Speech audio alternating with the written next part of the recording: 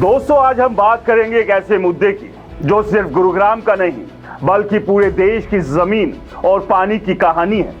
गुरुग्राम वो शहर जो कभी रेगिस्तान की गोद में बसा एक छोटा सा कस्बा था, आज गगनचुंबी इमारतों, चमचमाते मॉल्स और कॉर्पोरेट दफ्तरों का गढ़ बन चुका है। लेकिन इस चमक दमक के पीछे एक अंधेरा सच छिपा है। ग्राउंड वाटर का अवैध दोहन। हरियाणा जल संसाधन प्राधिकरण ने 59 बिल्डरों और उद्योगपति पर कार्रवाई की तैयारी शुरू कर दी है। ये वो लोग हैं जिन्होंने सालों से बिना इजाजत, बिना किसी नियम कानून की परवाह किए गुरुग्राम की जमीन का सीना चीरकर पानी निकाला है।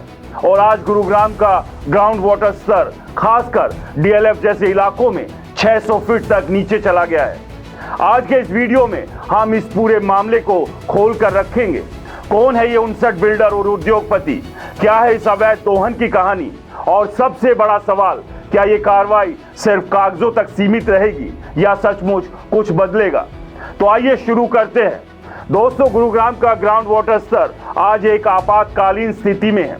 डीएलएफ जैसे पॉश इलाकों में जहां ऊंची ऊंची इमारतें और लग्जरी अपार्टमेंट्स की भरमार है, वहां पानी 600 फीट की गहराई में चला गया है।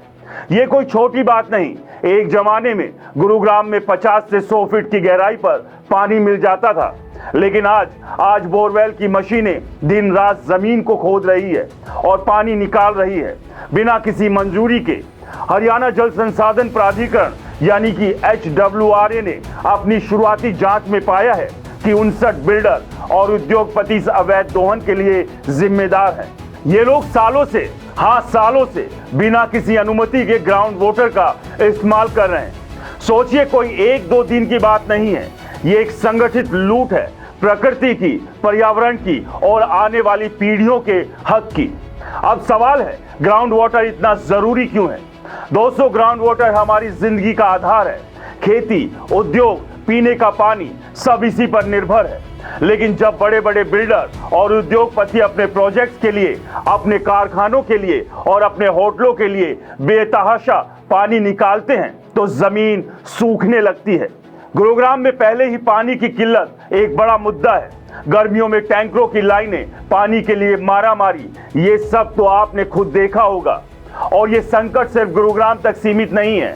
देश के कई हिस्सों में ग्राउंड वाटर का स्तर खतरनाक स्तर तक नीचे जा चुका है। दोस्तों, ये कोई छोटे मोटे नाम नहीं है। ये बड़े बड़े कॉर्पोरेट्स हैं, रियल एस्टेट दिग्गज हैं और कुछ तो मल्टीनेशनल कंपनियां हैं। अमेजन जैसे नाम तो देखिए, जिनके वेयरहाउस में हर दिन लाखों लीटर पानी की जरूरत पड़ती है। या फिर एसएस ग्रुप और दूसरे ऐसे ही बिल्डर जिनके प्रोजेक्ट्स में स्विमिंग पूल, फव्वारे और गार्डन के लिए पानी की बर्बादी होती है, और ये सब बिना किसी अनुमति के है। प्राधिकरण ने इन सभी को नोटिस जारी किए, ना एक ना दो बल्कि 3 नोटिस। लेकिन क्या हुआ, इनमें से कोई भी सुनवाई में पेश नहीं हुआ। ये लोग इतने बेफिक्र क्यों हैं? क्या इन्हें लगता है कि कानून इनका कुछ नहीं बिगाड़ सकता, या फिर ये सिस्टम की खामियों का फायदा उठा रहे हैं? ये सवाल हर उस शख्स के मन में है जो गुरुग्राम में पानी की एक एक बूंद के लिए तरस रहा है। अब बात करते हैं कार्रवाई की। हरियाणा जल संसाधन प्राधिकरण की अध्यक्ष, सेवानिवृत्त मुख्य सचिव केसनी आनंद अरोड़ा ने इस मामले को गंभीरता से लिया है। उन्होंने एक 3 सदस्यीय कमेटी बनाई है जिसके प्रमुख है HWRA के मुख्य हाइड्रोलॉजिस्ट पंकज महला। इस कमेटी में नगर एवं ग्राम नियोजक विभाग के DTP और हरियाणा राज्य प्रदूषण नियंत्रण बोर्ड के क्षेत्रीय अधिकारी इसमें शामिल है। इस कमेटी का काम है इन 59 बिल्डर और उद्योगपतियों के परिसरों का निरीक्षण करना। बिल्डरों के प्रोजेक्ट्स में DTP के साथ जांच होगी और उद्योगों में प्रदूषण नियंत्रण बोर्ड के साथ। और हाँ, ये जांच कोई कागजी कार्रवाई नहीं होगी। जांच के दौरान पुलिस बल भी मौजूद रहेगा ताकि कोई रुकावट ना आए। जिला उपायुक्त को साफ निर्देश दिए गए हैं कि पुलिस की मदद सुनिश्चित की जाए। कमेटी को 16 जून तक अपनी रिपोर्ट सौंपनी है और फिर इन बिल्डरों और उद्योगपतियों को 21 दिन का समय दिया जाएगा, जिसमें उन्हें अपनी गतिविधियों के लिए मंजूरी लेनी होगी। अगर वो ऐसा नहीं करते हैं तो उनके बोरवेल सील कर दिए जाएंगे या फिर तोड़ दिए जाएंगे। साथ ही पर्यावरण नियमों के उल्लंघन के लिए उन पर भारी जुर्माना भी वसूला जाएगा। लेकिन दोस्तों, यहाँ एक सवाल उठता है, क्या ये कार्रवाई सचमुच होगी? हमने पहले भी कई बार सुना है, कमेटियां बनती है, नोटिस जारी होते हैं, लेकिन आखिर में मामला ठंडे बस्ते में चला जाता है।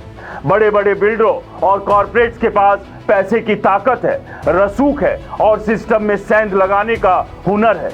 क्या इस बार कुछ अलग होगा या फिर ये भी एक और सरकारी ड्रामा बनकर रह जाएगा?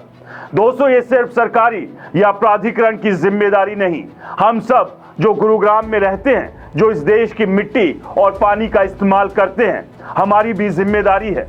हम अपने घरों में पानी बर्बाद करते हैं, बगीचों में पाइप चलाकर घंटों पानी बहाते हैं और फिर सरकार से शिकायत करते हैं कि पानी की किल्लत क्यों है। गुरुग्राम में पहले ही कई इलाकों में पानी की सप्लाई बाधित होती है।